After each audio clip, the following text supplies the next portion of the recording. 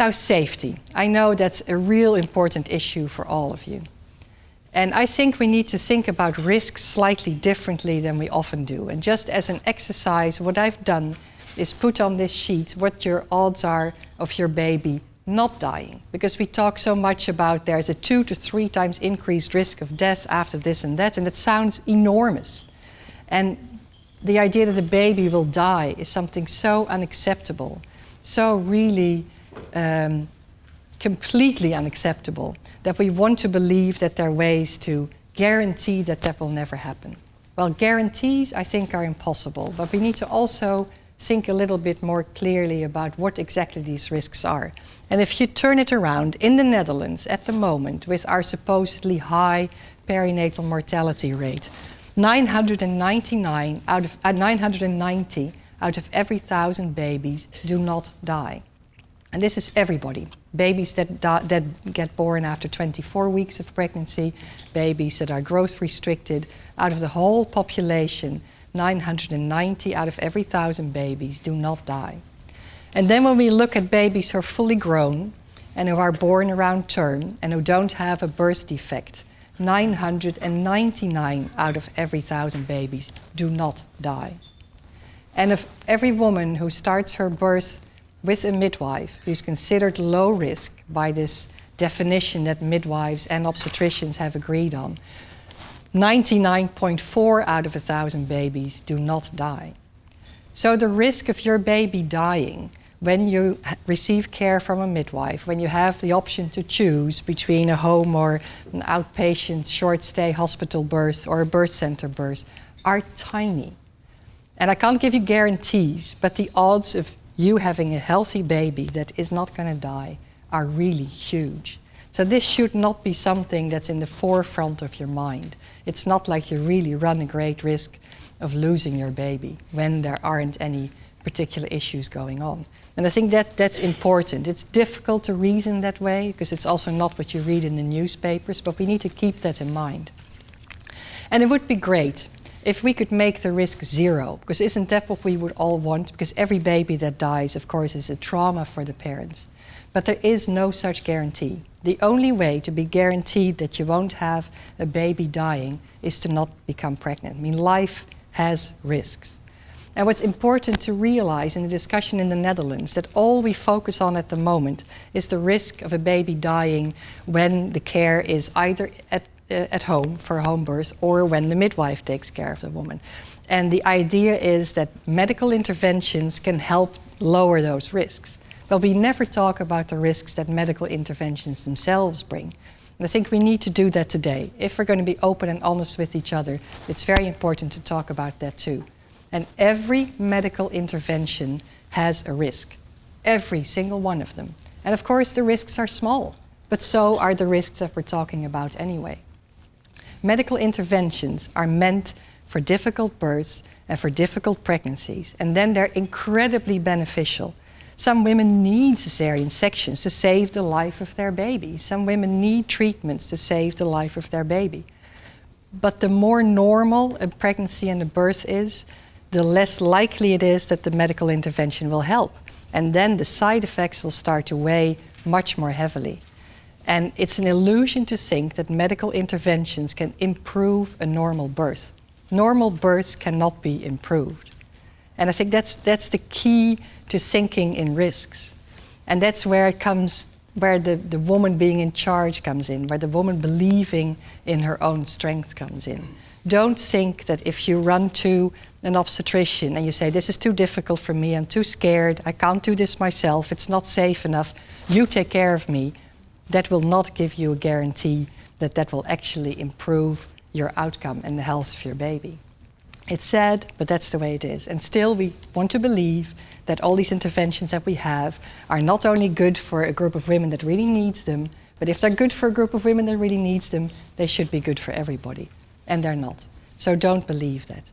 And the biggest lie that women hear worldwide is that they have to choose between a good birth experience for them and the safety of their baby. And that absolutely is a lie. Women can and should have it both. They can have a safe and a good birth experience. And I think the place where you can get that most likely, is here in the Netherlands, if you only know how to work the system. Now, I can't talk about safety and perinatal mortality, as we call it, chance of your baby dying, without showing you some statistics. This is the Peristat study, which basically caused the whole controversy in the Netherlands about the safety of our system. There were 2 Peristat studies, and I know them very intimately because I'm a member of the European Steering Group and I'm the principal investigator for the Dutch part of this study. The first Peristat study was published in 2003, and data were compared of 15 European countries from 1999. And you see that the Netherlands, I don't know if you can read it from the back, but they're way at the top, with 10.9 per thousand babies dying. And that was quite a shock for us, because we hadn't really thought that maybe we were at the top of the league in a negative sense. So that caused some discussion, as you may understand. But it was the first one, so people also said, well, it could be just a one-off. And then there was Peristat 2 in 2008, and these are data from 2004. By then, the European Union had increased. We had 26 countries instead of 15. And now you see the Netherlands is number 3 in a negative way. Our perinatal mortality had gone down. It's now 10 per thousand instead of 10.9. But so had the mortality in other countries. So in the rank order, we were still quite high. Interestingly enough, France is at the top, which has a very medicalized birth system, where pretty much, I don't know if there are any French people in the audience, but pretty much every woman in France delivers in the hospital with an epidural and many medical interventions, and still they're the highest. What I need to tell you today, and that's why I'm showing this incredibly boring graph, is that these data are very unidimensional. They're not more than just counting. We count how many babies after 22 weeks of pregnancy and within the first week of life die around the birth. And that's all we do. And if I just tell you, for instance, that in Belgium, all of the south of Belgium has not been taken up in this registry because the Belgians are incredibly divided and they still are not one country, even though they're really small. That would be just the same as if we in the Netherlands would say, okay, we'll leave out all the major cities like Amsterdam and Utrecht and The Hague and Rotterdam, where we know the perinatal mortality is higher. The Swedes have not counted their abortions after a birth defect has been, after a woman has been screened for a birth defect. And of course, when you don't encompass those in your data, your numbers will go down. So it's a very simple counting exercise.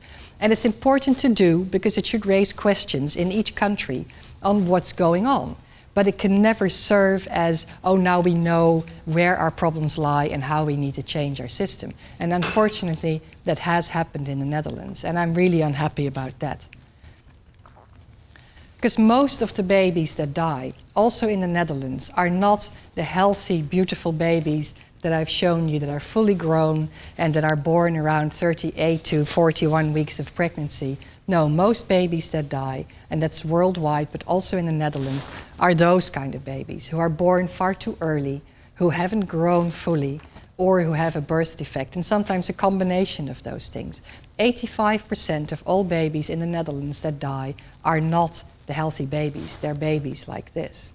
And those are not the babies that we talk about in the press and in the newspaper articles. And I think that's really important that you realize that. So there's been a committee, I don't know if you've heard about this, our Minister for Health decided we really need to look into our system, which I think is great because they haven't researched it enough for many years.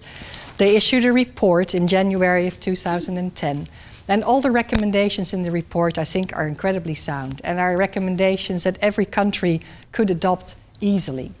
And I'll show them to you because I think it's important that you know that this is what Dutch caregivers are supposed to be working towards in the next 5 to 10 years.